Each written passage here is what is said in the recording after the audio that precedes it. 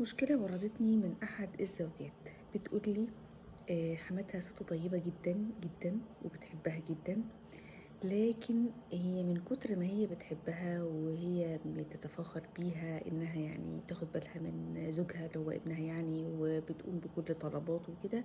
بتتكلم عنها كتير مع الناس كلها. يعني مثلا كل شويه تقول والله ده فلانه مرات ابني بتعمل كذا وبتسوي كذا وما شاء الله عليها، مش مخليه على جهدها جهد، ده بتحب ابني، ده بتعمل ايه، ده نظيفه نظافه، ده مدبره، ده بتعمل، ده بتسوي، بنيه صافيه.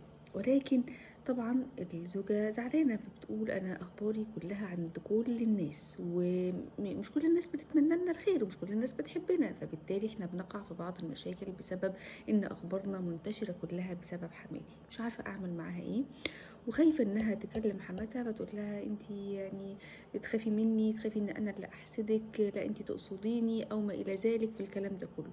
فأنتوا إيه رأيكم؟